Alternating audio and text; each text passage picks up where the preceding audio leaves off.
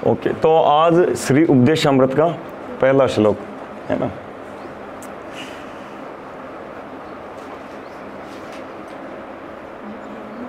तो ये षड गोस्वामियों द्वारा प्रदत्त ग्रंथ है ना। तो उनको हम प्रणाम करके उनकी कृपा आशीर्वाद की याचना करते हैं। नाना शास्त्र विचारणे क निपुणो सद्धर्म संस्थापको लोकानां हितकारिणो त्रिभुवने मान्यो शरण्याकरो राधा कृष्ण पदारविंद भजनानंदे मतालिको वंदे रूप सनातनो रघुयुगो श्रीजीव गोपाल को वंदे रूप सनातनो रघुयुगो श्रीजीव गोपाल को। तो ये षड गोस्वामियों की विशेष कृपा है हमारे ऊपर। जब आप ग्रंथों का अध्ययन करेंगे तब आगे पता चलेगा। तो पहला श्लोक, तो ये श्लोक और उसका अनुवाद तात्पर्य कौन कौन पढ़ के आए हैं?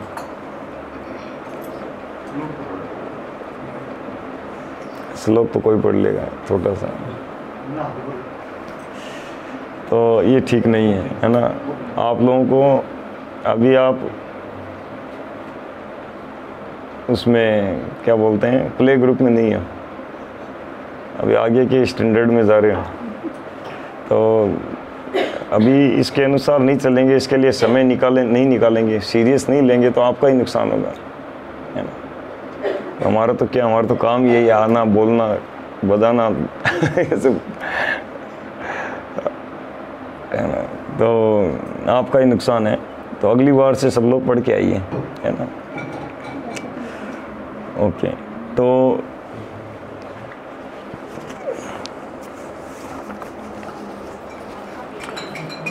बोलिए, श्लोक को गाइए कोई।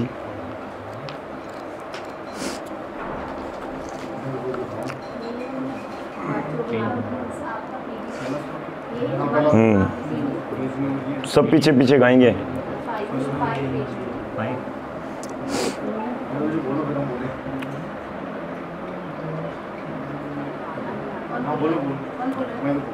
हाँ।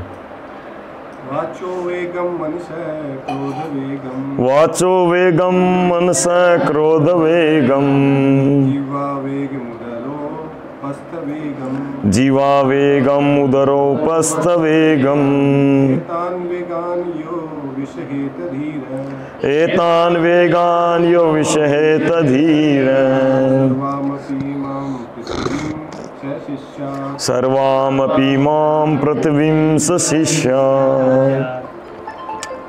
शब्दार्थ बोलिए। वाच वाणी के, वेगम वेग को, मनस मन के, क्रोध के, वेगम वेग को, जीवा जीव के, वेगम वेग को, उदर उपस्थ पेट तथा जनरियों के, वेगम वेग को, नितान इन वेगान वेगों को, यह जो विषहेत सहन कर सकता है, धीर ये गंभीर, सर्वाम समस्त, अपि निश्चय ही, इमाम इस पृथ्वी संसार, सह वह व्यक्ति शिष्य बना सकता है। अनुवाद। वह धीर व्यक्ति जो वाणी के वेग को, मन की मांगों को, क्रोध की क्रियाओं को तथा जीव, उदर एवं जननेंद्रियों के वेगों को सहन कर सकता है, वह सारे संसार में शिष्य बनाने के लिए योग्य है। दोहराइए एक बार सभी से। वह धीर व्यक्ति जो वाणी के वेग को मन की मांगों को क्रोध की क्रियाओं को तथा जीव उदर एवं जननेंद्रियों के वेगों को सहन कर सकता है वह सारे संसार में शिष्य बनाने के लिए योग्य है। यहाँ तात्पर्य तो अभी बहुत लंबा पढ़ने जाएंगे तो उसी को हम एक्सप्लेन करेंगे, है ना।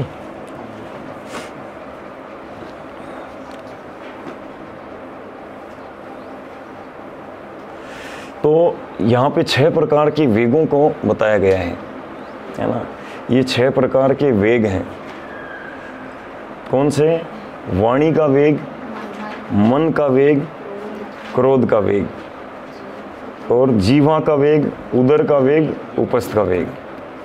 तो ये शरीर में ये वेग उत्पन्न होते हैं।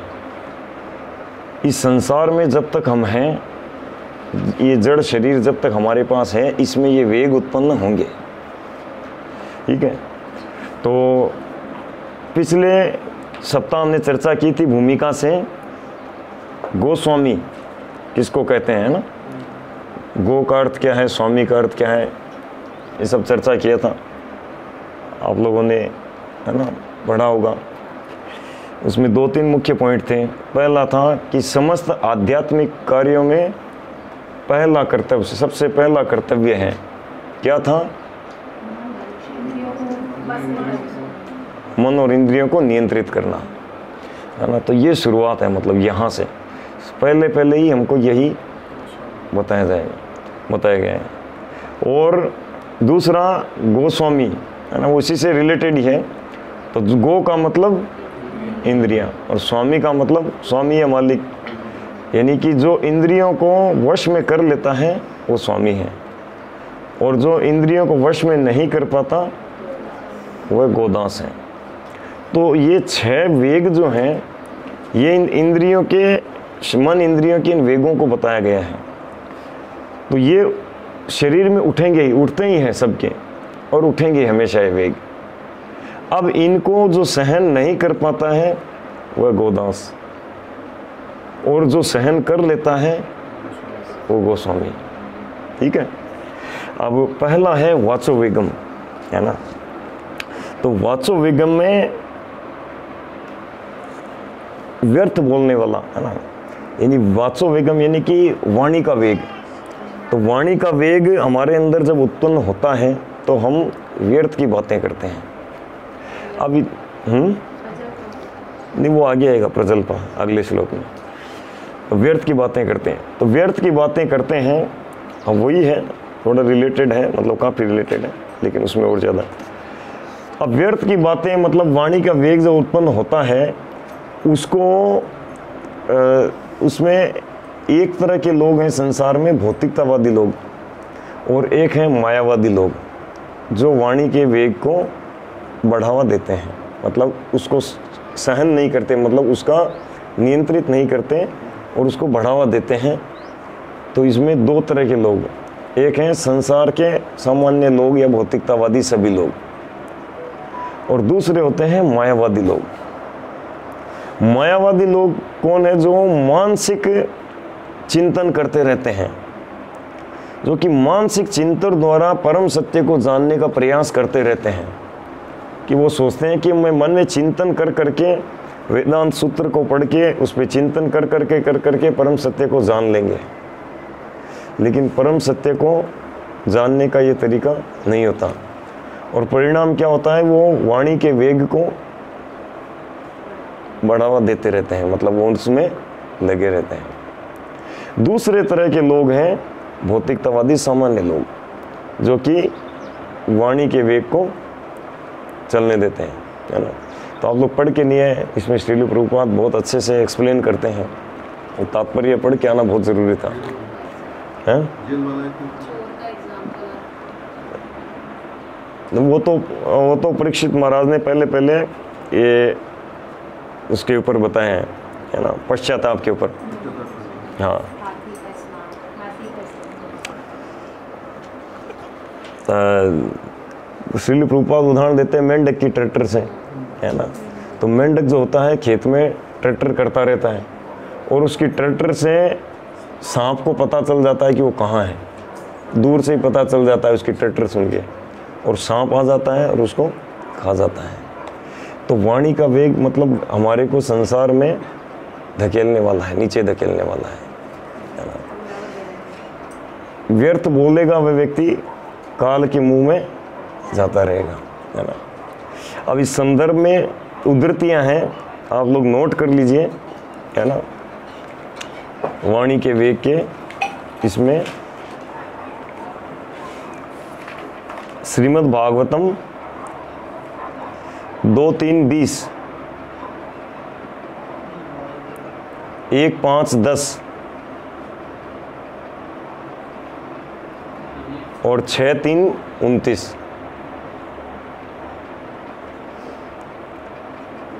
2:3-20, 1:5-10, 6:3-29, ठीक है ना। हाँ एग्जाम्पल्स हैं। हाँ 2:3-20 में भागवतम के दूसरे स्कंद उसमें तीसरे अध्याय 20 नंबर श्लोक में सुखदेव गोस्वामी कहते हैं कि वही मेंढक वाला जो प्रभुपाद ने तात्पर्य में दिया ना, वो वहाँ पे होता है कि जो जीवा भगवान का गुणगान नहीं करती वो मेंढक की ट्रैक्टर के समान है ना। और जिन कान में भगवान की कथा नहीं जाती वो सांप के बिल के समान है, ठीक है। 1:5-10 में बताते हैं कि मैं शॉर्ट बता रहा हूँ, 1:5-10 के अंदर बताते हैं, नारद मुनि बताते हैं व्यास देव को कि जो वाणी भगवान की महिमा का यशोगान नहीं करती वह वाणी कौवे के स्थान के समान है। तो कौवा क्या करता है, फेंकी हुई चीज़ों को लेता है। जब भले लोग अपने घर से कुछ कूड़ा करकट फेंक देते हैं तो उसको कौवे जैसे लोग उसको उठा लेते हैं, उसको भक्षण करते हैं। तो ऐसे ही संसार में कृष्ण कथा, उन पुरुषोत्तम भगवान का जो गुणगान है, ये परमहंसों का ग्रहण करने लायक चीज़ें हैं। और जितनी भी अन्य कथाएं हैं, चाहे मायावादी दार्शनिक चिंतन हो, चाहे शून्यवाद का ध्यान हो, चाहे नास्तिकतावाद हो, ये वाद वो वाद, जितने भी तरह के वाद विवाद और जितने भी तरह के सांसारिक चिंतन हो, चाहे कोई शेयर मार्केट का, क्रिकेट का, चाहे कोई फिल्म इंडस्ट्रीज का, हॉलीवुड बॉलीवुड, कोई सा भी, है ना, पारिवारिक दार्शनिक, ये वो जितने भी व्यर्थ के चिंतन हैं जो आवश्यक भी नहीं है, वो सब क्या है, फेंके हुए उनके द्वारा। उन्होंने अपने घर से निकाल के फेंक दिया उन सबको। अब उन सबको जो लेता है, उन सबको जो उनमें जो इंटरेस्ट लेता है, उनमें जो मज़ा करता है, वो है कौवा, ठीक है। तो ये नारद मुनि वहाँ पे बताते हैं, है ना। और 6:3-29 में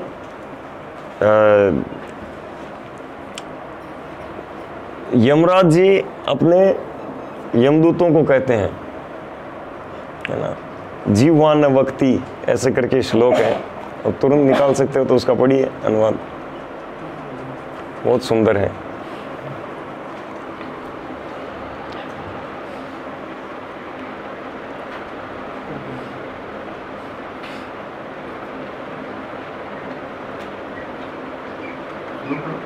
अनुवाद सीधा। ये मेरे प्यारे शेर को तुम लोग केवल उन्हीं पापी पुरुष, सब सुन पा रहे हैं? हाँ जोर से बोलिए। ये मेरे प्यारे शेर को तुम लोग केवल उन्हीं पापी पुरुषों को मेरे पास लाना जिनकी जीव कृष्ण के नाम और गुणों पर कीर्तन नहीं करती, जिनके हृदय कृष्ण के चरण कमलों का एक बार भी स्मरण नहीं करते, तथा जिनके सिर एक बार भी कृष्ण के समक्ष नहीं झुकते। मेरे पास उन लोगों को भेजना जो विष्णु के प्रति अपने उन कर्तव्यों को पूरा नहीं करते जो मानव जीवन के एकमात्र कर्तव्य है। ऐसे सभी मूर्खों दूतों को मेरे पास लाना। Very good. तो ये वाणी का वेग के विषय में, है ना, हम सबके अंदर चर्चा करने की, या श्रील प्रभुपाद बताते हैं वहाँ पे एक श्लोक में बताते हैं कि हम सभी के अंदर गुणगान करने की प्रवृत्ति होती है, गुणगान करने की। जैसे ही हमको कुछ अवसर मिलता है, हम किसी थोड़ा श्रेष्ठ, जो हमसे थोड़ा श्रेष्ठ है उसकी गुणगान करने लग जाते हैं, है ना। चाहे किसी गली में किसी धनी व्यक्ति के, कॉलोनी में, परिवार में, समाज में किसी धनी व्यक्ति का गुणगान करते हैं, या किसी हीरो का, क्रिकेटर का, उनका हमारे अंदर प्रवृत्ति है, मतलब हम इसको करे बिना नहीं रहते हैं। आप नोट करिएगा, जैसे ही कुछ बात आती है, कहीं आलोचना भी चल रही है तो आलोचना में बीच में सीधा लाएंगे, बोले ये क्या, ये तो ऐसे, अरे वो देखो क्या उसका कहना, और गुणगान पे आते हैं, गुणगान करते हैं हम, है ना। एक का निंदा, एक का गुणगान, ये द्वेष, इधर राग, है ना। गुणगान करते हैं हम, एक को मतलब नीचे करते हैं, एक को ऊंचा करते हैं। तो ये गुणगान की प्रवृत्ति जो है हमको भगवान के गुणगान में लगाना चाहिए, है ना। तो अन्यथा क्या है कि अगर हम भगवान के गुणगान में हम नहीं लगाएंगे तो हम वाणी के वेग का शिकार होंगे, है ना। तो हम वाणी के वेग को वश में नहीं कर सकते, ठीक है। और जिसका परिणाम क्या होगा, है ना, क्योंकि ये वाणी जो जीवा है ना, इससे शुरुआत होती है। सेवन मुख्य ही जीवा आदो, सेवा की शुरुआत यानी भगवान की सेवा की शुरुआत भी जीवा से होती है। जीवा के दोनों कार्य हैं, वाणी मतलब कंपन करना और स्वाद लेना, ठीक है। तो सेवा की शुरुआत भी इधर से होती है और संसार में गिरना भी इधर से ही होता है। तो इनको अगर सेवा में लगाएंगे, वाणी को, जीवा को अगर सेवा में लगाएंगे, कंपन करने, आध्यात्मिक और प्रसाद खाने, तो हम ये इसको वश में कर पाएंगे, है ना। और अगर इसको हम सेवा में नहीं लगाएंगे तो स्वतः ही माया हमारे को उधर लगा देगी, ठीक है ना। अभी हम तात्पर्य से एक पढ़ते हैं, देखिए, जहाँ परीक्षित महाराज का उदाहरण देकर श्रील प्रभुपाद प्रारंभ में ही बताते हैं।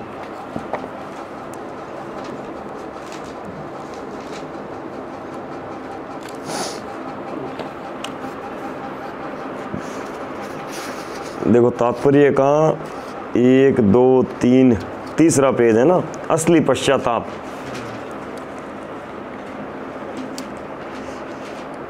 असली पश्चाताप तो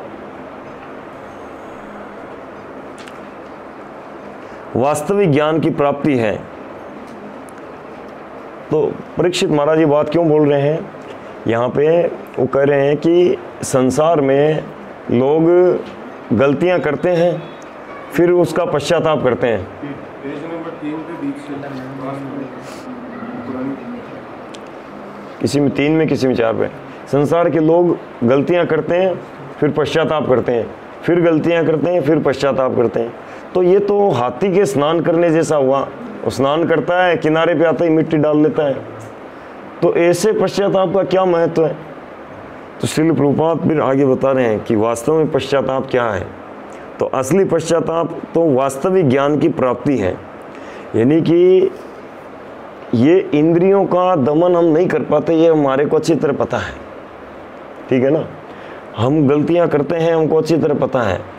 ये 6 वेगों के हम बुरी तरह शिकार हैं, ये हमको अच्छी तरह पता है, ठीक है।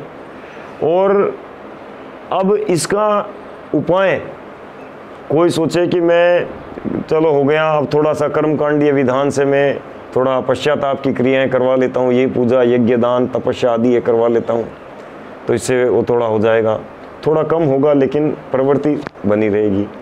ज्ञान अनुशीलन से ज्ञानी सोचे कि मैं ज्ञान अनुशीलन के द्वारा संसारिक कार्यों को ही त्याग दूं, लेकिन तो भी हृदय जो है वो अशुद्ध रहेगा। भागवतम के 6 स्कंद में बताते हैं कि जैसे कोई पात्र में शराब भरी हुई थी, अभी उसको खाली कर दिया लेकिन उसके अंदर से स्मेल जाती नहीं, ऐसे ही ज्ञानी लोगों का जो है ना, संसार के कर्मों का त्याग कर देते हैं, लेकिन हृदय जो है ना, जिसमें पहले से सब कूड़ा करकट था, उसमें वो स्मेल आती रहती है, यानी कि वो काम, क्रोध, लोभ, मोह, मद, मात्सर्य सब रहता है ना। और उसकी प्रवृत्ति रहती है, यानी अशुद्धता रहती है, उसका प्रभाव अनर्थ रहते हैं, अशुद्धता रहती है। लेकिन भक्ति के द्वारा ये समूल नष्ट हो जाते हैं। ये यहाँ पे पढ़ाए जा रहे हैं। असली पश्चाताप तो वास्तविक ज्ञान की प्राप्ति है और इसकी एक प्रमाणिक विधि होती है। जब कोई नियमित रूप से स्वच्छ रहने की प्रक्रिया का पालन करता है तो वो बीमार नहीं पड़ता। मनुष्य जीवन कुछ निश्चित सिद्धांतों के अनुसार अपने मूल ज्ञान को पुनर्जागृत करने के निमित्त होता है। ऐसे नियमित जीवन को तपस्या कहा जाता है। कोई भी मनुष्य तप तथा ब्रह्मचर्य, मनोनिग्रह, इंद्रिय निग्रह, दान, सत्य, शुद्धि तथा योगासन का अभ्यास करके धीरे धीरे असली ज्ञान के स्तर पर या कृष्ण भावनामृत के स्तर पर ऊपर उठ सकता है।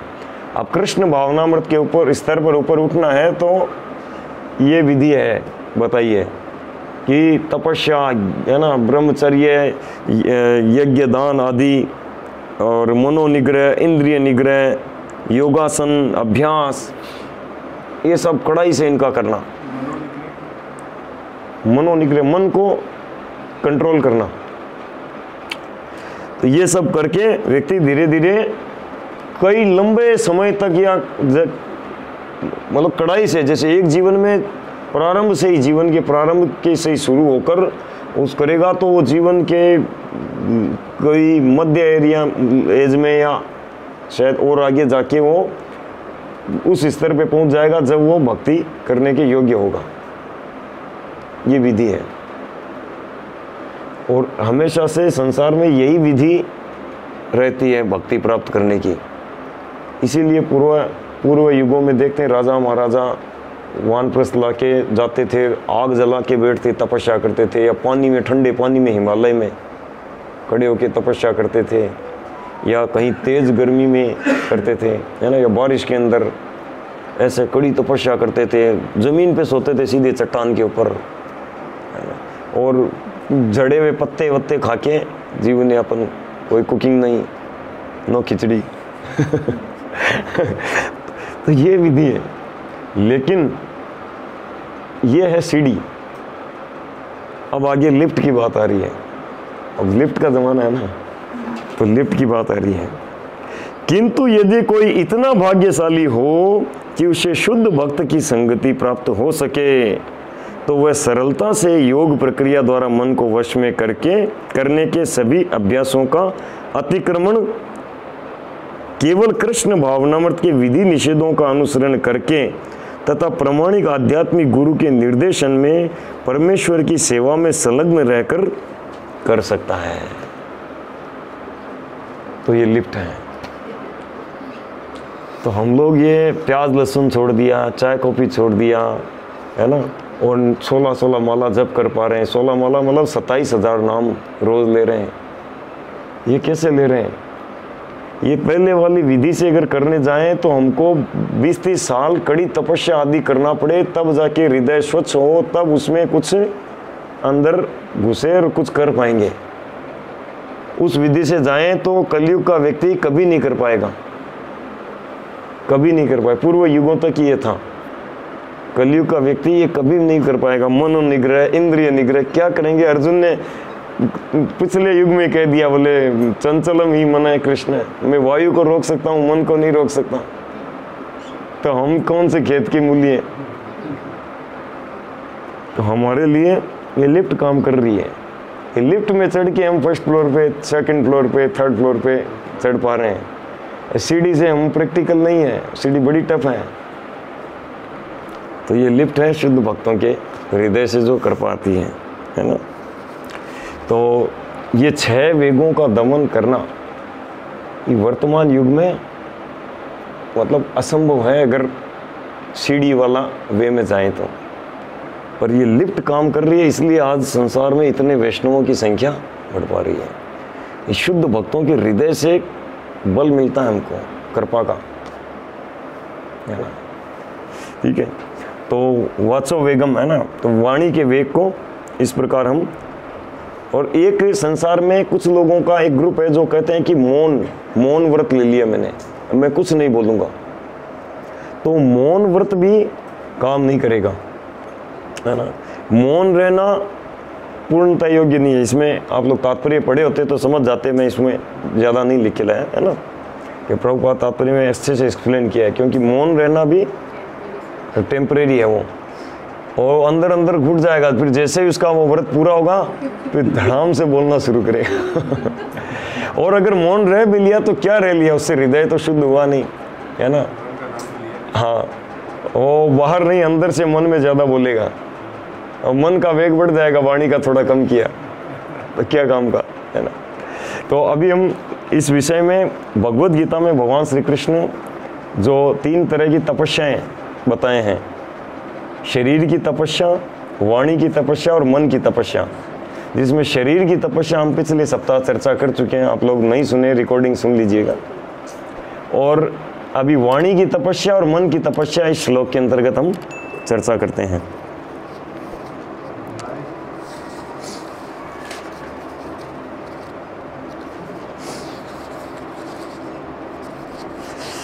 तो अध्याय 17 श्लोक संख्या 15, ये बहुत इंपॉर्टेंट है। ये तीनों श्लोक हमको साल में एक आध बार पढ़ लेना चाहिए, हर साल। 17 पॉइंट 14, 15, 16, तो ये 15 नंबर श्लोक है। अनुद्वेगकरं वाक्यम सत्यम प्रियहितं च स्वाध्यायाभ्यसनं चैव वाङ्मये तप उच्यते। सच्चे भाने वाले, हितकर तथा अन्यों को क्षुब्ध न करने वाले वाक्य बोलना और वैदिक साहित्य का नियमित पारायण करना, यही वाणी की तपस्या है। बहुत दोहराइए आप लोग, सच्चे भाने वाले, हितकर तथा अन्यों को क्षुब्ध न करने वाले वाक्य बोलना और वैदिक साहित्य का नियमित पारायण करना, यही वाणी की तपस्या है। इसका तात्पर्य आप लोग घर जाके पढ़ लीजिएगा, है ना। तो अनुद्वेगकरम वाक्यम, है ना।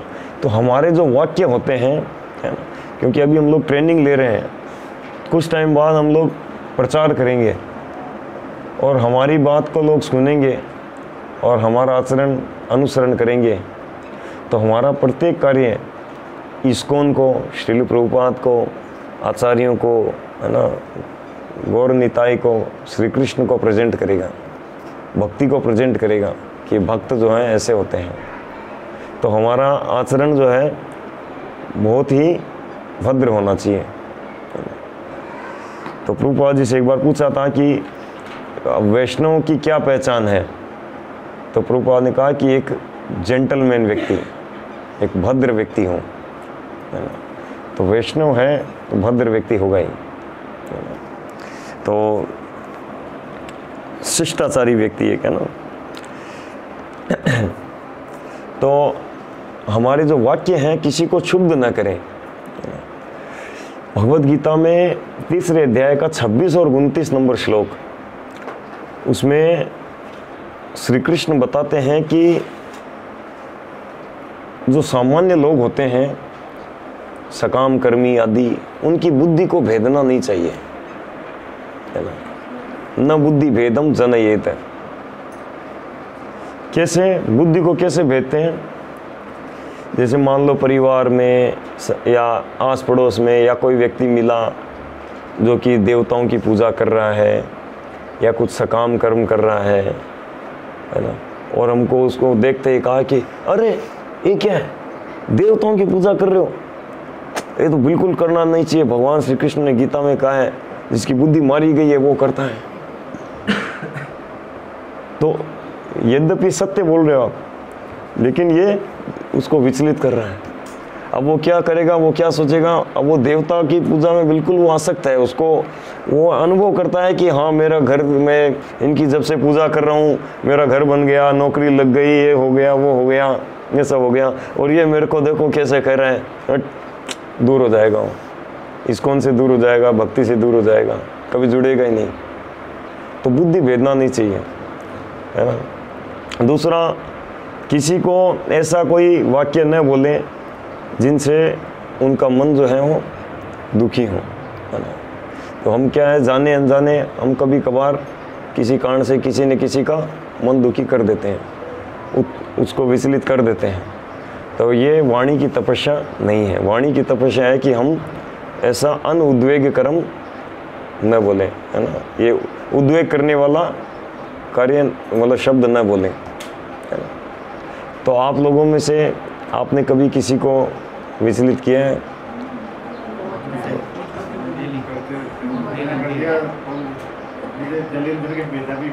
हाँ? मैं अपनी बुआ के घर गया था, उनको माला जाप करवाने के लिए। हाँ। उन्होंने धक्के मार के देखा दिया। नहीं, इसमें तो अलग बात है। आपके शब्दों से किसी का मन विचलित हो गया हो। हाँ, हुआ ना, उनके बच्चों का सबका ही हो गया। मैंने बोला उनको, आप लोग ठाकुर जी की इतनी बड़ी वो गुरुदेव जी की वो लगा रखी है, आप लोग गीता को भी नहीं पढ़े। मैं बुक डिस्ट्रीब्यूशन के लिए भी गया था, एक वो भी काम था, माला भी लेके गया था। बुआ जी माला दे देंगे, माला करेंगी। उनको करवाने लगा तो बच्चों ने डांट दिया, उनके बच्चों ने मुझे, तो बोले भैया आप ऐसे मत करो, राम लोग नहीं करते ये सब। तो मैंने कहा भाई ये ठाकुर जी उनके घर में ऑलरेडी पहले से गुरुदेव जी की बड़ी सारी वो तस्वीर लगी हुई है। मैंने कहा भगवद गीता पढ़ना चाहिए, अच्छी बात है। हमारे पापा जी तो है नहीं, तो बुआ जी को समझा रहा था, उन्होंने एक्सेप्ट ही नहीं करी 1% भी बात ही कोई नहीं। बोला कि भाई आप तो जाओ यहाँ से, आप ये सब बातें करनी है तो आप जाओ। तो बोले और कोई बातें करनी है तो रुक जाओ, ये सब बातें बिल्कुल सकते हो। ठीक है। लेकिन और प्रभु जी कह रहे हैं कि आपके शब्दों से कोई इधर माता लोग को एग्जाम्पल बताना चाहेंगे?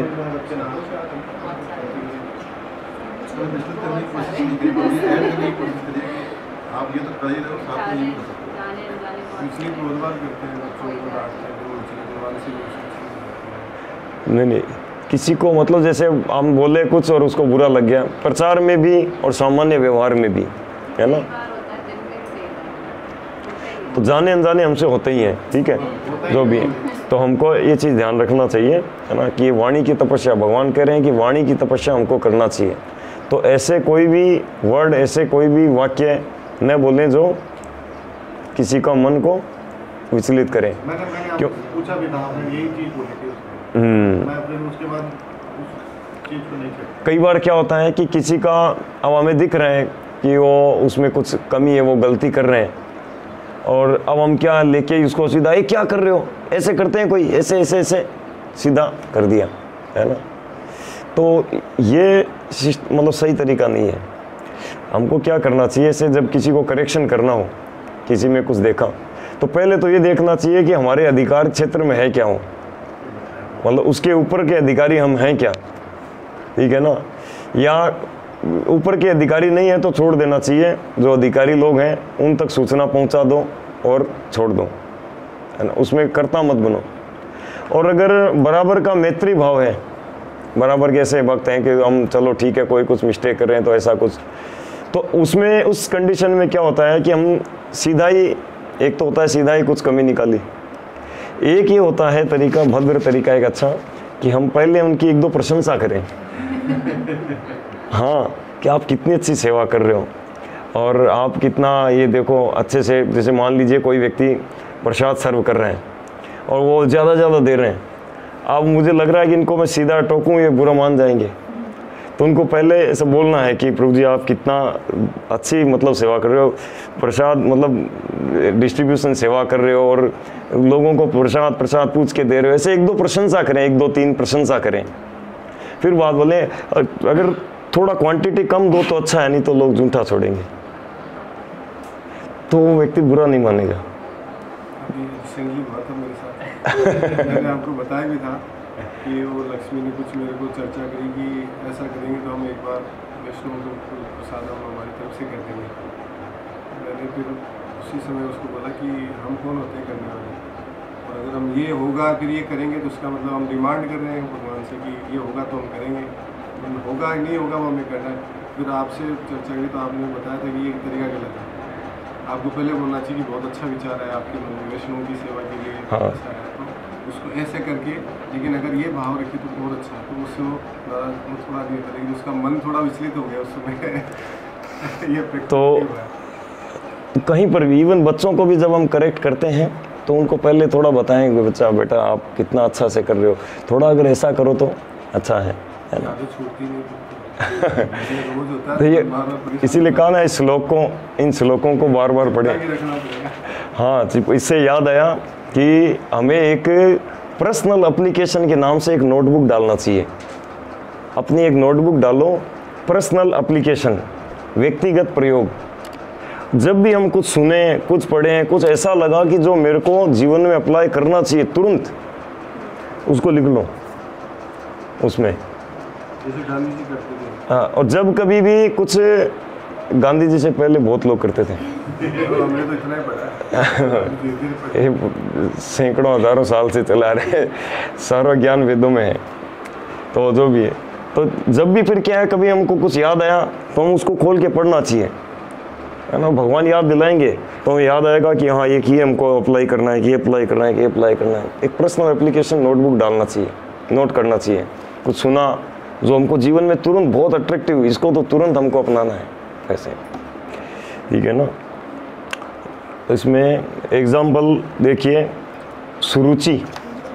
जब ध्रुव महाराज को वो अपने पिता की गोद में चढ़ रहे थे तो उनकी बीमाता, सौतेली माता सुरुचि ने तुरंत देख के और उसको बिल्कुल झाड़ दिया बच्चे को, है ना। बोले कि तुम योग्य हो पिता की गोद में चढ़ने योग्य। अगर तुमको इनकी गोद में चढ़ना है तो तुम जाओ भगवान नारायण की पूजा करो और उनसे प्रार्थना करो कि तुम मेरे गर्भ से जन्म लो, तब तुम इनकी गोद में बैठ सकते हो। ऐसे ऐसे करके पूरा एकदम, वो ध्रुव महाराज खुद कहते हैं, जब नारद मुनि ने उनको रोका, बोले बच्चा हो क्या तपस्या करने जा रहे हो? बोले नहीं, मेरा हृदय छलनी हो गया। बोला मेरे हृदय में पूरा छेद हो गया, चलनी बन गया। और छलनी होती है ना। बोला आप जो ज्ञान दे रहे हो ये उसमें टिक नहीं रहा है, सब नीचे जा रहा है। आप मुझे वो ज्ञान दो कि मुझे कैसे भगवान को प्राप्त करना है। आप घर जाने की बात कर रहे हो, वो ज्ञान नीचे जा रहा है छन के। ध्रुव महाराज खुद ने एक्सेप्ट किया। और इस कारण क्या हुआ कि उनका इतना मतलब हृदय में वो लगा था उनके शब्द, है ना। बाद में देखा वो कितना बड़ा उनका अपराध हुआ। तो हमारी जो बैड हैबिट्स होती हैं, जो अभी परिवार में अपने लोगों के बीच में है, वो आगे आगे जाके वैष्णवों के बीच में भी कार्य करेगी वैसे ही, है ना। या फिर किसी भक्त के, किसी व्यक्ति के प्रति अपराध किया और वो थोड़े टाइम बाद में वैष्णव बन गया तो भी वैष्णव अपराध लगता है। लेकिन प्रभु जी, एक भक्त दूसरे भक्त के साथ अगर कोई वार्तालाप में आहत हो जाता है, हाँ, तो जो तीसरा सुन रहा तो उसके अधिकार क्षेत्र में तो है नहीं, उसको टोकना या बताना नहीं चाहिए। उसमें तीसरा जो मतलब दो भक्तों का अगर कुछ वैसा हुआ, अनबन हुई, कुछ झगड़ा हुआ, कुछ हुआ, तो तीसरे भक्त को क्या करना चाहिए? किसी का पक्ष नहीं लेना और किसी की निंदा नहीं करना। और उनके अधिकार क्षेत्र में है तो उनको समझाओ, नहीं है तो जो ऊपर इनके अधिकारी हैं उन तक सूचना पहुंचो, वो समझाएंगे। जनरल डिस्कशन, जैसे कोई बात कही उससे किसी और को अच्छा नहीं लगा, तो अपन उनको बोल सकते हैं प्रभु जी अगर आप ऐसा कहते तो अच्छा नहीं। हाँ, वो उनको आप मतलब एक्सप्लेन कर सकते हैं, उनको मतलब थोड़ा उनको समझा सकते हैं, लेकिन निंदा और पक्ष नहीं लेना। वो नहीं लेना कि वो सही है ये गलत। हाँ, कि देखो आप भी सही हो, आप भी सही हो, आप थोड़ा ऐसा ऐसा देखो, प्रभुपाद ने ऐसे कहा, भगवान ने ऐसे कहा, इस तरह से आप शास्त्र की कुछ उद्धृति आदि देख के कुछ ऐसे समझा सकते हैं, है ना। ठीक है, आगे बढ़ते हैं। तो हमको स्थान, काल, पात्र, परिस्थिति देखकर बोलना चाहिए, है ना। बोलना तो पड़ेगा ही, है ना। तो हमको स्थान, काल, पात्र को देखकर हमको, खासकर जब प्रीच करें, किसी को करें, तो ऐसा हो ना हो कि विचलित कर दिया। जैसे उदाहरण के लिए शास्त्रों में कहा गया है कि पूर्व के युगों में जितने भी असुर हैं वो कलयुग में ब्राह्मणों के घर में जन्म लेंगे। अब हमको कोई ब्राह्मण मिला पर तुम ब्राह्मण हो, पता है शास्त्र में ऐसा कहा है, सारे असुर ब्राह्मणों के घर और वो बुरा मान जाए वो बुरा मान जाए फिर तो सत्य है, लेकिन वहाँ नहीं कहना। कहाँ पे बोलना? क्लास में कहीं, जो जैसे हमारे सबऑर्डिनेट हैं उनको हम कुछ बोल सकते हैं, कुछ समझा सकते हैं। रिसीव करके बोल दो ना, क्लास चल रही है।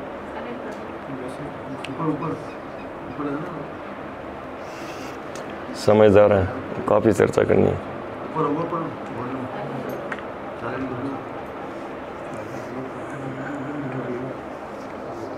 ब्लैक मोड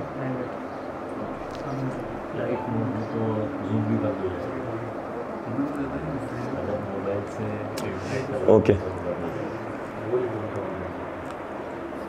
इंटरनेट से ही तो चल रहा है।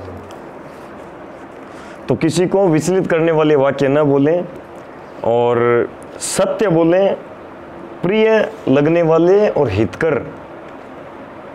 ऐसा भी ना हो कि प्रिय लगने वाले वाक्य बोल रहे हैं लेकिन वो हितकर नहीं है, लाभकारी नहीं है, तो ऐसा प्रिय वाक्य भी क्या काम का। प्रिय लगने वाले भी हों, हितकर भी हों और सत्य हों, असत्य न बोलें। हमारी संसार में क्या है, झूठ बोलने की आदत होती है, क्या बोलते हैं, गोली देने की।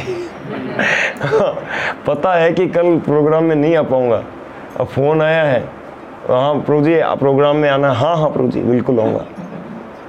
तो ये हमारे क्या है, संसार में ये सब हैबिट्स आ गई बुरी तरह, एकदम जैसे खीर में चावल और दूध मिक्स हो गए ना, वैसे झूठ हम एकदम मिक्स हो गए, है ना, ये बोलना आदि। तो हमको सरल रहना चाहिए, है ना, सत्य बोलना चाहिए, जो भी जहाँ तक हो सके झूठ से बचना चाहिए, लेकिन ऐसा सत्य भी नहीं कि किसी का अहित हो गया। जैसे उदाहरण है ना हो कि वो कसाई को रास्ता बता दिया, बोले कि गाय गई थी, और कहाँ गई थी, तो उसने बोला कि मैं झूठ नहीं बोल सकता, हाँ भैया इधर ही गई थी, और उसको इशारा करने से वो गाय कट गई। तो उसको ब्राह्मण को अगले जीवन में मतलब उसको गौ हत्या का पाप लगा, है ना। तो ऐसा भी सत्य नहीं बोलना चाहिए। अगर किसी का, है ना, हित हो रहा हो, किसी का आध्यात्मिक कल्याण हो रहा हो, या किसी का अहित नहीं हो रहा है और हित हो रहा है, और उसके लिए कभी झूठ भी बोलना पड़े तो वो बोला जा सकता है, ठीक है ना। लेकिन ऐसा सत्य जिसमें किसी का अहित हो गया तो वो नहीं बोलना चाहिए। हाँ, हित के लिए। श्रील प्रभुपाद बताते हैं कि जैसे हम लोग झूठ बोलते हैं, जब हम दान मांगने जाते हैं तो हम कहते हैं कि आप स्वामी हैं, आप धनी व्यक्ति हैं, थोड़ा कृष्ण के लिए, श्री कृष्ण की सेवा में दीजिए। पर ये झूठ है। सच तो ये है कि सारा धन श्री कृष्ण का है, आप सब चोर बनकर श्री कृष्ण के धन को लिए बैठे हो, दो श्री कृष्ण के लिए, ये सत्य है। पर हम झूठ बोल कर लेते हैं तो हमें भी झूठ बोलना पड़ता है। श्री प्रभुपाद कहते हैं यहाँ क्लास में आने के लिए झूठ बोल के आना पड़ता है, वहाँ जा रहा हूँ। हाँ, जो भी है बहुत से हो सकता है, पर हम समय बहुत शॉर्ट चल रहा है, हमको काफ़ी चर्चा करनी है। ओके, तो वाणी के वेग में प्रिय और हितकर शब्द बोलना। तो देखिए, भक्ति जीवन में ना, किसी को भक्ति जीवन में लाना बहुत मुश्किल होता है, बड़ी मुश्किल से आता है, लेकिन थोड़ा सा अगर उसको विचलित कर दिया तो बड़ी सरलता से वो 1 सेकंड में विचलित हुआ और दूर हो जाएगा, और 25-50 लोगों को एडवर्टाइज करेगा। तो हमें हमेशा ये चीज़ ध्यान रखना चाहिए कि ऐसा कभी हम विचलित न करें, ज़्यादा कड़क, ज़्यादा मतलब गहरा उपदेश बहुत ज़्यादा न दें, है ना, ठीक है। और स्वाध्याय अभ्यसनम, वाणी के वेग में, वाणी की तपस्या में स्वाध्याय अभ्यसनम, स्वाध्याय करना बहुत ज़रूरी है। स्वाध्याय मतलब शास्त्रों का विचार करना, शास्त्रों का अध्ययन करना। तो जब हम शास्त्रों का अध्ययन करते हैं तो हमारी बुद्धि जो है वो उन शास्त्रों का विचार करती है, और जब बुद्धि विचार करती है तो मन में फिर क्या होता है कि शास्त्रों की शिक्षाएं चलती रहती हैं। तब व्यक्ति क्या होता है कि हर जगह अप्लाई करता है उन शास्त्रों के सिद्धांतों को।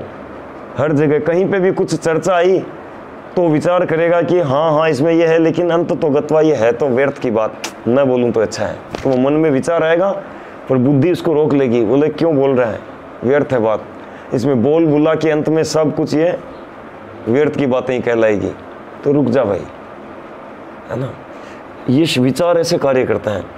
शास्त्र के विचार से व्यक्ति क्या होता है कि उसको अप्लाई करेगा कि नहीं नहीं, ये हम भगवान का गुणगान करना चाहिए, हमको वाणी मिली है भगवान के गुणगान के लिए, हम क्यों संसार का इसका गुणगान करें, ये इसने ये बिल्डर है कि ये धनी है कि बिजनेसमैन है कि ये है वो है, अरे क्या करना है हमें, ये सब मेंढक की टटर है, क्यों करूं इसको।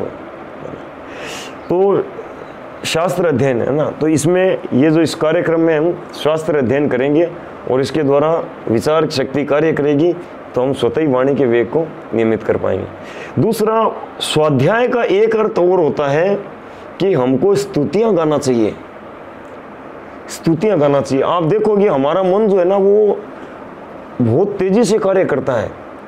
जब हम कुछ कार्य भी कर रहे होते हैं ना, जो कि रेगुलर हैबिचुअल कार्य है, तो उस दौरान भी मन को कुछ और टास्क चाहिए, मन फ्री नहीं रह पाता।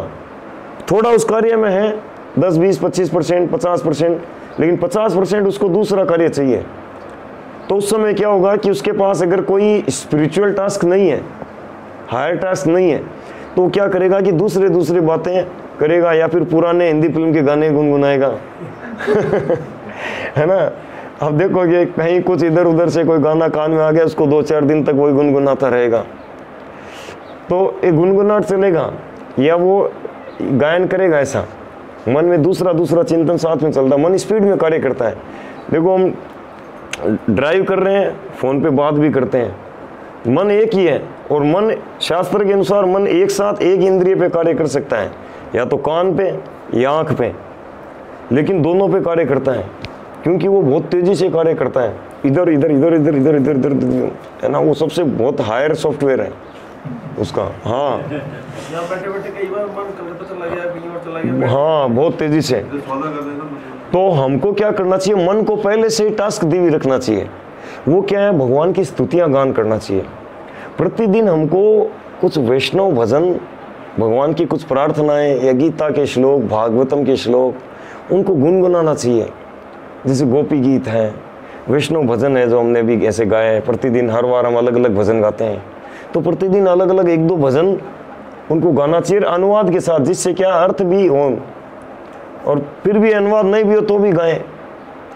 तो शास्त्रों के श्लोक, भजन आदि ऐसे जब गाते रहेंगे, तब क्या होगा, जब हम कुछ कार्य भी करते रहेंगे तो उस दौरान हमारा मन को टास्क मिली रहेगी और वो उसमें रमा रहेगा। हैं? क्या? जितना लय में गाएंगे अच्छा रहेगा, क्योंकि मन को क्या है, मन को रंजन भी चाहिए, रुचिकर चाहिए। अगर रुचिकर नहीं लगेगा तो वो कहेगा ये क्या बकवास दे रहे हो मेरे को। हाँ, इसीलिए तो इनको श्लोक के रूप में क्यों शास्त्रों को दिए हैं, कि हम इनका गान कर सकें। ये कोई ऐसा थोड़ी है कि उनको जानबूझकर ऐसा दिया फिर हम उनका वापस अनुवाद निकालेंगे, फिर तो सीधा ही लिख देते ना व्यासदेव। इनको इसीलिए कहा कि हम इनको गायन करें, है ना। तो अलग अलग ऐसे कई श्लोक हैं, उनको बड़ा बड़ा प्रिंट निकाल के दीवार पे लिख लें कि ये श्लोक हम याद भी करेंगे, गायन भी करेंगे। और अलग अलग चाहिए, वैरायटी चाहिए हमारे मन को। हम सोचे कि नहीं केवल एक ही ये भजन है, इसी को हम गाएं, नहीं इसी को गाओ, नहीं इसी को, तो मन क्या होगा, हमारा विरोध करेगा। तो अलग अलग वैरायटी दो उसको, इसके लिए दिए ना इसलिए भक्ति विनोद ठाकुर, नरोत्तम दास ठाकुर, हमको ये वैष्णव भजन, इतने सारे श्लोक, ये वैरायटी दिए हैं। गीता के श्लोक गुनगुना सकते हैं, है ना, कुछ भी। तो ये स्तुतियाँ भगवान की। वृंदावन दिल्ली, है ना, मैं प्रभु जी को नंबर दे दूंगा, और गोल्डन एज मीडिया के जो दिल्ली में ना नंद गोपाल जीवनदास प्रभु, आप उनसे मंगवा सकते हैं एक साथ, ठीक है ना। नो आइडिया, ठीक है, जो भी है चलते हैं। अभी देखो 1 वेग हुआ है, 1.2 घंटे की समय चला गया, तो ये वाणी का वेग। तो ऐसे जब हम स्वाध्याय करेंगे, स्तुतियां गाएंगे, शास्त्र विचार करेंगे, तो वाणी का वेग स्वतः ही नियंत्रित होगा, ठीक है ना। दूसरा है मन साम, मन का वेग। ये वाणी का वेग था, अभी मन का वेग। तो मन जो होता है हमारा विचलित रहता है, मन के अंदर विचारों के वेग उत्पन्न होते रहते हैं। तो मन के कार्य क्या है, 3 कार्य है विजय प्रभु। मन के कार्य देखो, नोट नहीं बनाते ना तो याद नहीं रहता, हम 4-5 बार ये चर्चा कर चुके हैं, है ना। जब भी कभी कुछ क्लास हो, कभी हो ना, तो अपने पास हमेशा नोटबुक रखें, कुछ भी डिफरेंट, कुछ नया सुनने को मिला तुरंत नोट करना चाहिए। तो आप में से कौन बताएंगे मन के कार्य? मन के 3 कार्य होते हैं, 3 एक्टिविटियां मन की। हाँ, मतलब चिंतन करना एक हुआ।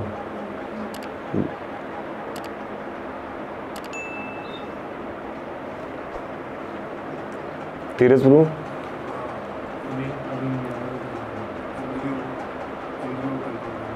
इंद्रियों को कंट्रोल करना। नहीं, मन की 3 एक्टिविटियां, एक है चिंतन करना, दूसरा है इच्छा करना, तीसरा है अनुभव करना।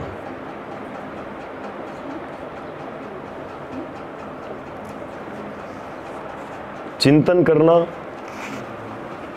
इच्छा करना और अनुभव करना, ठीक है ना।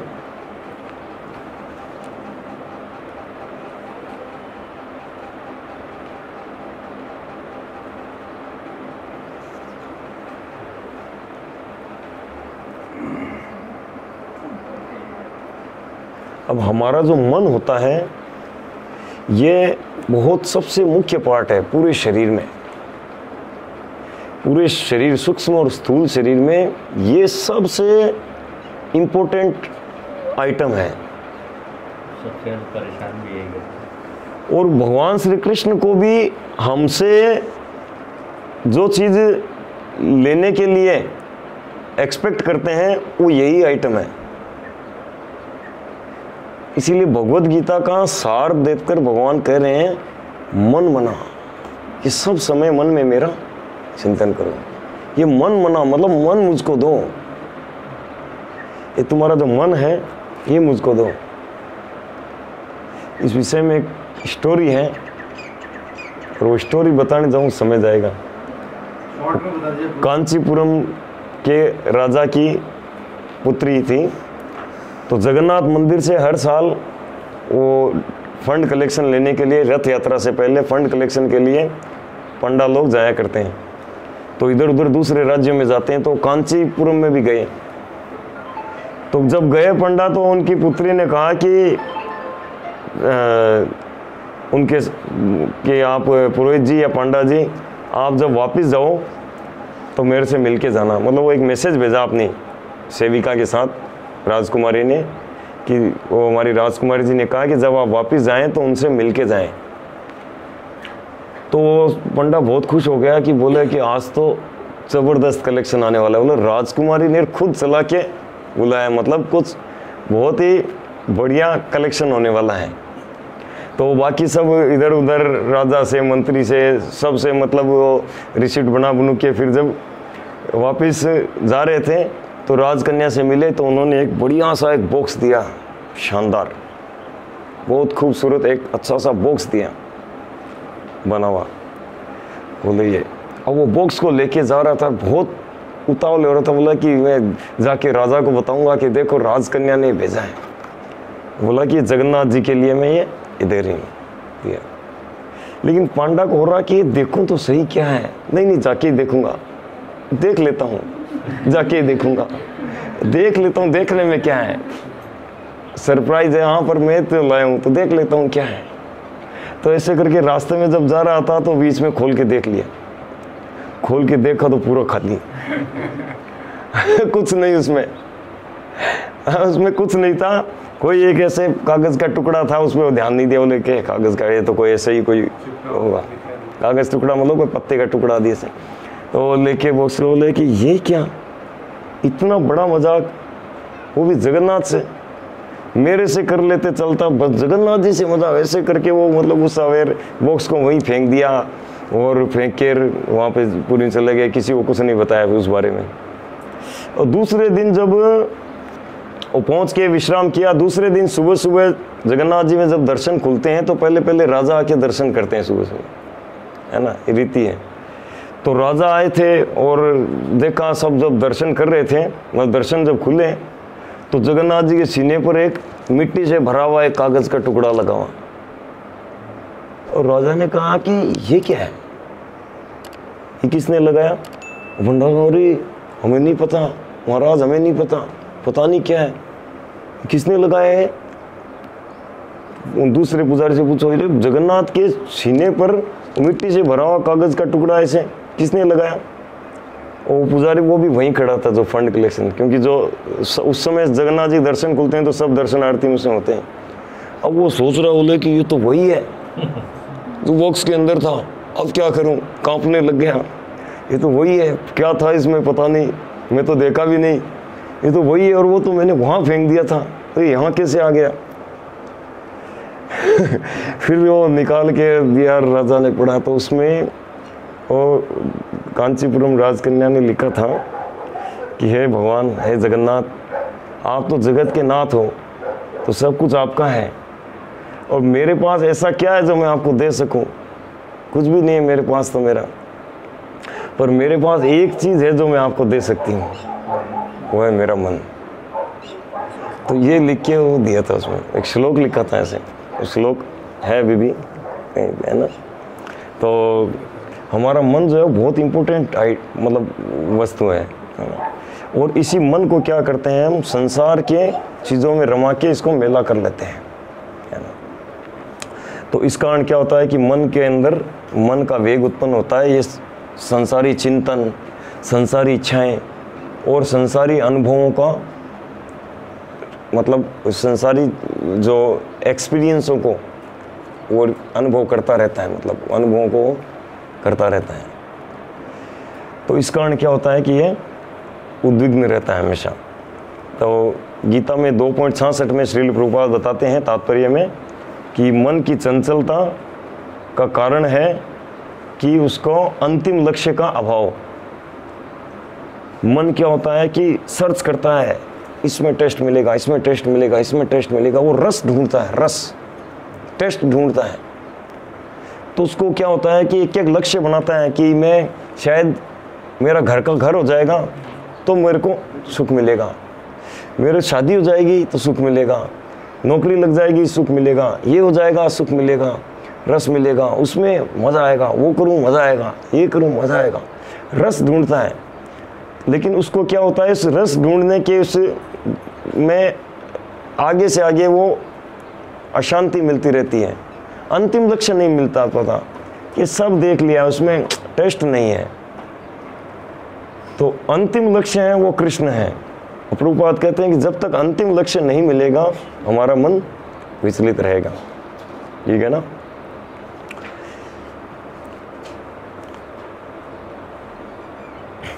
और यहाँ पे तात्पर्य में मन के कार्य बताते हैं कि अविरोध प्रीति और विरोध युक्त क्रोध, है ना। ये हमारा मन जो है विषयों के प्रति अविरोध प्रीति करता है।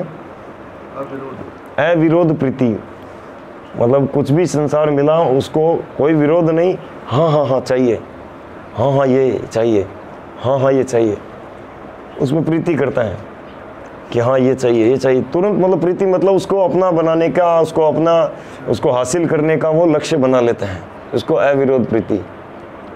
और जब उसको हासिल करने में कुछ बाधाएं आती है तो उस बाधा के प्रति क्रोध करके विरोध करता है, तो विरोध युक्त क्रोध, ठीक है, विरोध युक्त क्रोध। बाकी आप लोग जरूर इसको पढ़िएगा, है ना, ये बहुत इंपॉर्टेंट ग्रंथ है। तो आप लोग अनुवाद तात्पर्य जरूर पढ़िएगा इसका, फिर आगे 2 श्लोकों का, है ना, क्योंकि नेक्स्ट संडे हम 2 और 3 नंबर श्लोक करेंगे। 4 नंबर श्लोक तक हम डिटेलिंग में चर्चा करेंगे, उसके बाद में शॉर्ट में करके 1-2 क्लास में ख़त्म। तो 5 क्लास या 6 क्लास में हमारे उपदेश अमृत हो जाएगी, ठीक है। और अब मन की तपस्या भगवद गीता में भगवान श्री कृष्ण बताते हैं, है ना।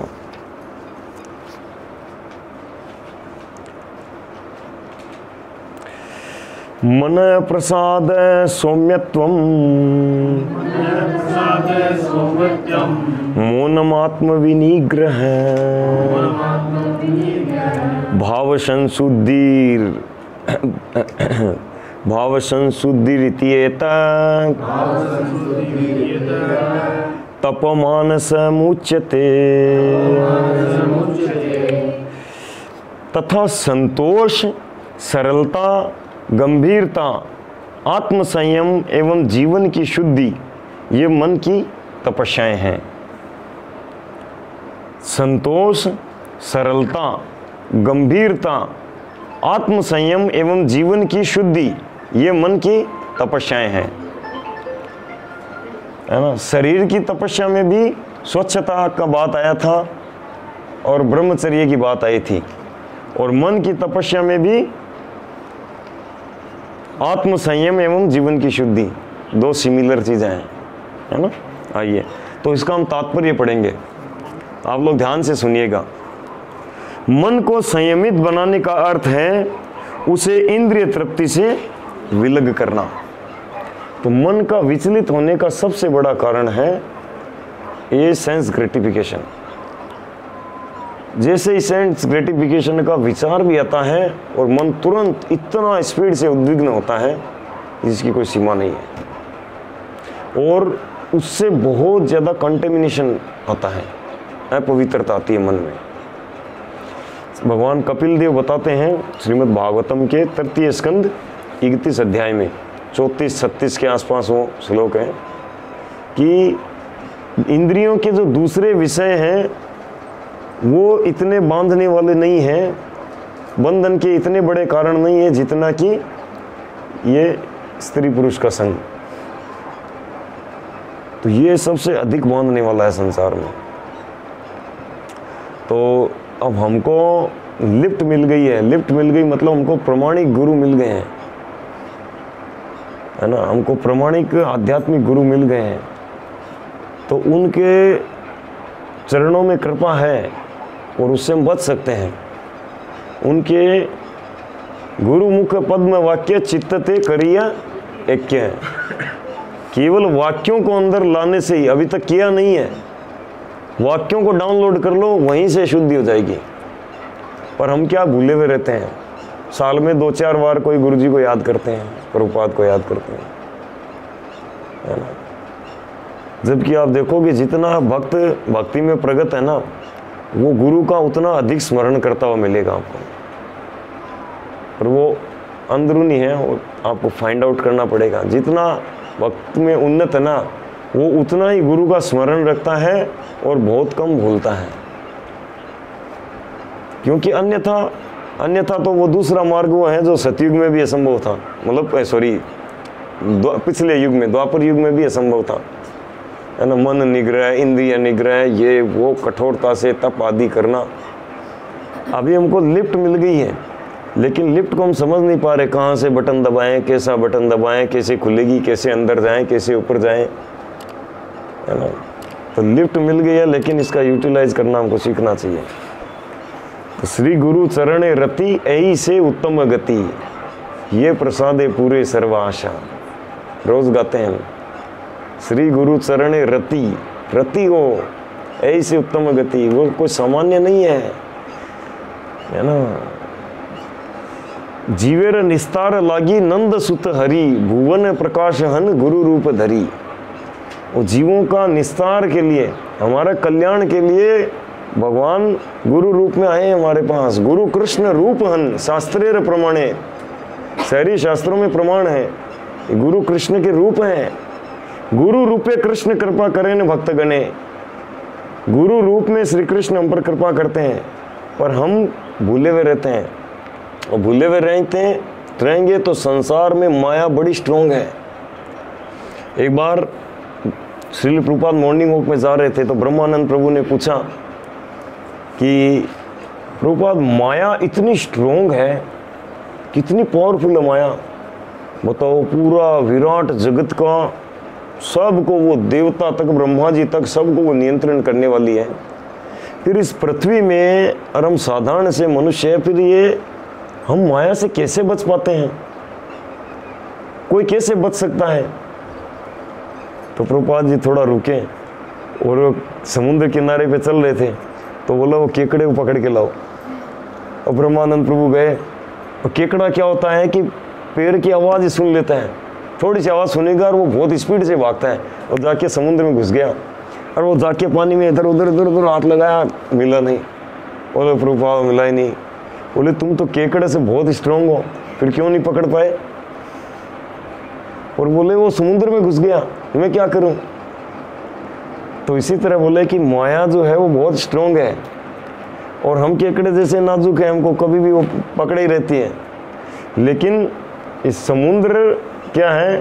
भगवान श्री कृष्ण की कृपा है ना, प्रमाणिक गुरु का आश्रय। वो जब कृष्ण भावनामृत में जब कोई नियोजित होता है तो वो आसानी से बच पाता है ना। तो मन को नियंत्रित करने के लिए हमको गुरु जी के गुणगान सुनते रहने चाहिए, प्रभुपाद जी के गुणगान सुनते रहने चाहिए हमको। आजकल तो यूट्यूब में ऐसे बहुत अवेलेबल है ना। कभी कभी ग्लोरिफिकेशन प्रोग्राम रखना चाहिए, श्रील प्रभुपाद ग्लोरिफिकेशन, गुरुदेव का ग्लोरिफिकेशन और आचार्यों के है ना, षड गोस्वामियों के ग्लोरिफिकेशन। ये ग्लोरिफिकेशन सुनना चाहिए है ना, या समय मिले अपने अपने हिसाब से नेट पे देख के आप सुनना चाहिए। इससे हमारा कोई लिफ्ट ले जाएगी ऊपर, नहीं तो आसान नहीं है।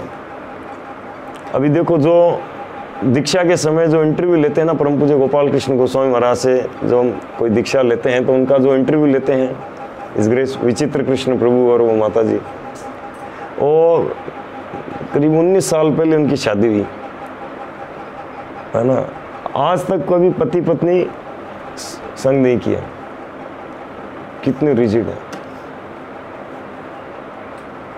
तो ऐसे ऐसे भक्त बैठे हैं है ना। तो भक्त वो, और हम लोग प्रभुपाद एक बार बोले कि 25 साल तक सबको ब्रह्मचर्य का पालन करना चाहिए। तो सारे भक्तों का गर्दन झुक गया, बोला हम तो 16 साल की उम्र में धजिया उड़ा दिया हम क्या करें। But by the chanting of Hare Krishna mahamantra everything will become all right. तो सब बोले जय श्रील प्रभुपाद बोले ठीक है कोई बात नहीं, नहीं किया, पर हरे कृष्ण महामंत्र का जप करने से सब कुछ सही जाएगा। तो हरे कृष्ण महामंत्र का दृढ़ता से जप करना और गुरु के आश्रय में रहना है ना। ठीक है, तो हम तात्पर्य पढ़ेंगे। मन को संयमित बनाने का अर्थ है उसे इंद्रिय तृप्ति से विलग करना। उसे इस तरह प्रशिक्षित किया जाना चाहिए जिससे वह सदैव परोपकार के विषय में सोचे। अब देखो, एक तरफ इंद्रिय तृप्ति से बचने की बात आ रही है, दूसरी तरफ तुरंत परोपकार की बात आ रही है ना। तो यानी इसमें दोनों का कनेक्शन है। अगर हम परोपकार करते रहेंगे, प्रचार कार्य में लगे रहेंगे किसी भी रूप में, तो हम स्वतः ही हमारा श्रवणम कीर्तन ये होके मतलब हम मन को नियंत्रित कर पाएंगे। ठीक है ना। मन के लिए सर्वोत्तम प्रशिक्षण विचारों की श्रेष्ठता है। मनुष्य को कृष्ण भावनामृत से विचलित नहीं होना चाहिए और इंद्रिय भोग से सदैव बचना चाहिए। अपने स्वभाव को शुद्ध बनाना कृष्ण भावना भावित होना है।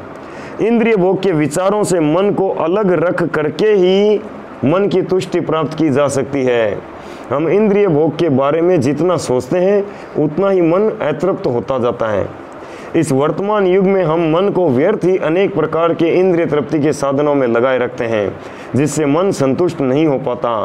अतएव सर्वश्रेष्ठ विधि यही है कि मन को वैदिक साहित्य की ओर मोड़ा जाए, क्योंकि ये संतोष प्रदान करने वाली कहानियों से भरा है, यथा पुराण तथा महाभारत।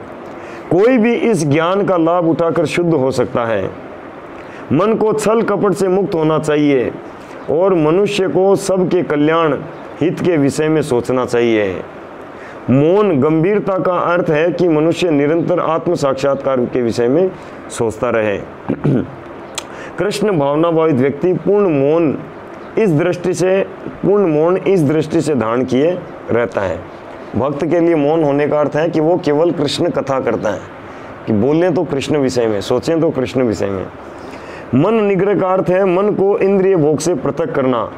मनुष्य को अपने व्यवहार में निष्कपट होना चाहिए और इस तरह उसे अपने जीवन को शुद्ध बनाना चाहिए। ये सब गुण मन की तपस्या के अंतर्गत आते हैं, मन की तपस्या के अंतर्गत आते हैं। ठीक है ना।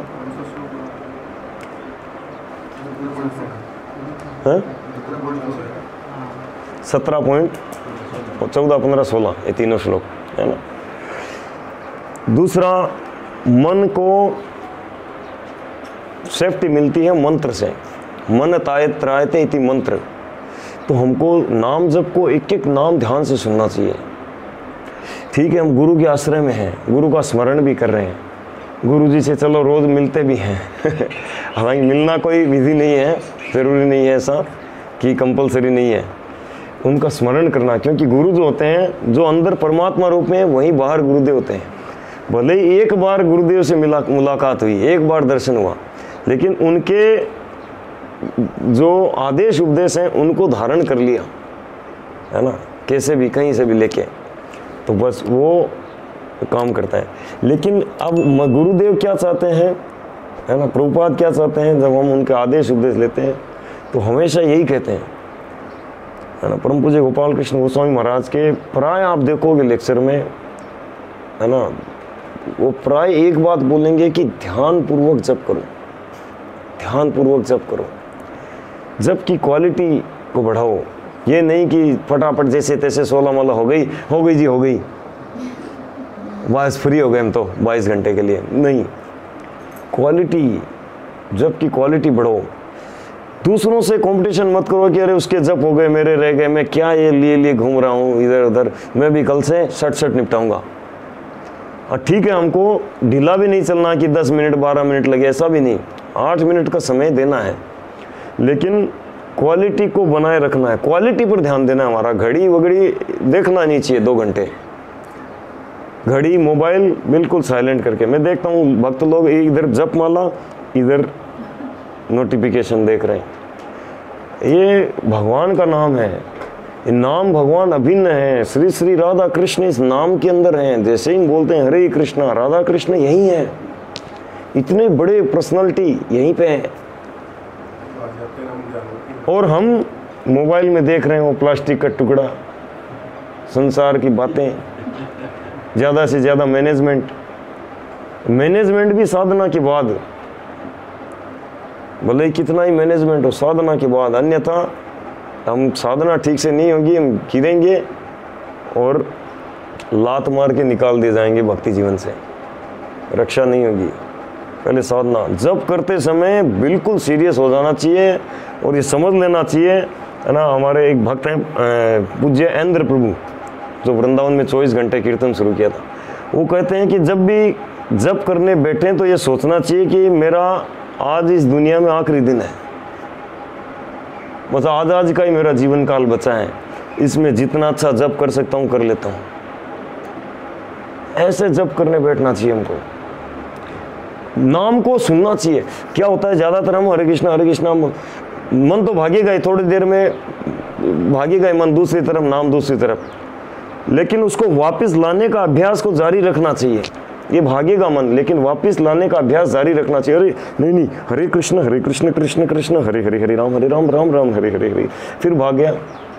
अब जब याद आया फिर लियो, हरे कृष्ण, हरे भूल गया मैं, हरे कृष्ण कृष्ण कृष्ण हरे हरे राम राम राम। भले ही दुनिया पागल बताए, कैसे भी बताए, अरे क्या है, कैसे करता है, हरे कृष्ण, वो मत ध्यान दो, वो बताने दो। जो वास्तव में अभ्यास करेगा ना, तो वो हिले डुलेगा, कुछ करेगा, उसको लगेगा कि अभ्यास कर रहे हैं। और जो मतलब ऊंचे ऊंचे भक्तों की नकल करेगा बैठ के हरे कृष्ण वो जप नहीं होता है। क्योंकि वो जिनको 15-20 साल हो गए, या जो बहुत सीनियर भक्त हैं, वो ऐसे कर पाते हैं। वो एक जगह बैठे, एक स्थान बैठे और निरंतर उनका, क्योंकि उनको प्रयास नहीं करना पड़ता, वो बोलते ही मन तुरंत लगता है, मन को रुचि आती है, और वो बड़ी स्पीड से अंदर अंदर एकदम स्लो में बोलेंगे तो भी उनको सुनाई देगा। लेकिन हमारे लिए क्या है, हमको बाहर से बोल बोल के कान में डालना पड़ेगा, इधर से आउटपुट इनपुट करना पड़ेगा, तब जाके होगा, है ना। समय हो गया, यहीं रखें या आगे का करें, हैं यहीं रखें अरे संडे का दिन है। एक और हो जाएगा,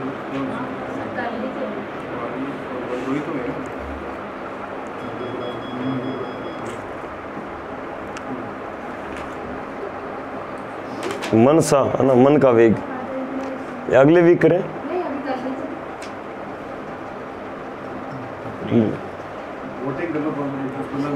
कितने लोग चाहते हैं कि अभी इसको पूरा करें?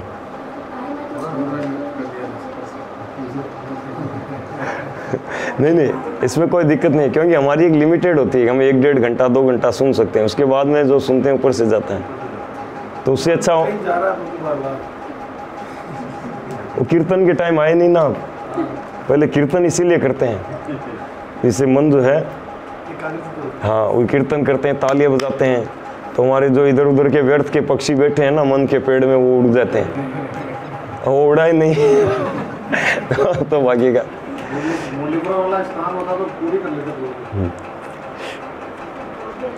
ठीक है, तो अगले वीक करते हैं, है ना, अगले वीक इसको भी करेंगे, और आप लोग इस श्लोक को भी पढ़ के आइए, अनुवाद तात्पर्य, और अगले श्लोक को भी पढ़ के आइए 2 नंबर, ठीक है, और समय हो तो 3 नंबर भी पढ़ लीजिए, क्योंकि ये 4 श्लोक है ना, ये बहुत इंपॉर्टेंट है।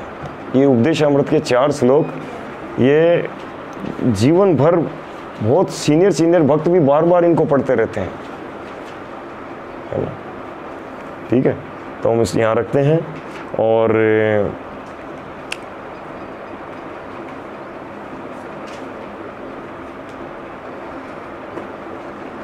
एक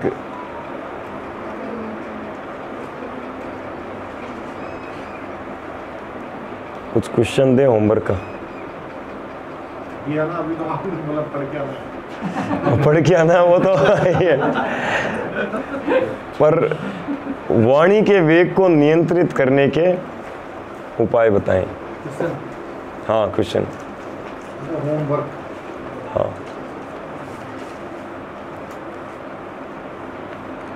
वाणी के वेग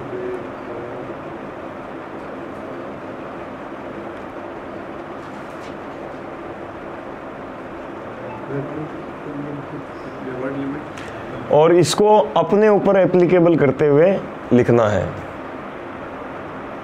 ठीक है ना, स्वयं के आचरण पर, रूटीन पर, हाँ अपने ऊपर, यानी कि प्रचार में ये इसको प्रयोग करते हुए नहीं, है ना, ये स्वयं पर अप्लाई करते हुए, ठीक है। ये रेफरेंस इसका 17.141516, हाँ जो रेफरेंस लिखाए थे ना, उनको आप ले सकते हैं। जैसे इस मूड में हो कि हाँ अब जैसे अपने पहले बताएं, अपनी खामियां लिखें कि मैं अब तक ऐसे ऐसे जब भी दोस्तों के बीच में जाता, मैं क्रिकेटरों की चर्चा करता था, या मैं पॉलिटिक्स की चर्चा करता था, और ऐसे करके ये मैं करता था, लेकिन अब मैं समझ गया हूँ कि ये गलत है, तो मुझे ऐसा ऐसा करना चाहिए। जैसा कि अब उसमें उद्धृति देते हैं, जैसा कि श्रीमद् भागवतम के 1.5.10 में ऐसा कहा है ना, जैसा कि श्रील प्रभुपाद तात्पर्य में बताते हैं, श्रील रूप गोस्वामी उपदेशामृत श्लोक 1 के अनुवाद में बताते हैं। अतः मुझे ऐसा ऐसा, मैं अब ऐसा ऐसा आपसे यूँ करूँगा, तो ऐसे पर्सनल एप्लीकेशन के ऊपर आधारित होना चाहिए, ठीक है ना। काफ़ी मेरे लिए तो हूँ और करूँगा ही हो सकता है, था तो अभी अब करना पड़ेगा, हाँ जो भी है ना, ओके। वर्ड लिमिट जितना कम वर्ड में लिखेंगे उतना अच्छा है। जैसे कल वो शुद्ध भक्त प्रभु ने लंबा खींचा था, वो लंबा नहीं खींचना, है ना, और जो अप्रासंगिक चीज़ें होती है ना, इनरिलेवेंट चीज़ें, उनको नहीं डालना, कम कम लिखना। पहले लिखना, फिर उसको दूसरा दोबारा फेर में लिखना चाहिए। पहले रफ में लिखो, फिर उसको वर्ड कम करते हुए फेर में लिखो। हाँ क्रीम आ जाए पूरी। हाँ ऐसा है, ठीक है। हरे कृष्णा कृष्ण कृष्ण हरे हरे, हरे राम राम राम हरे हरे।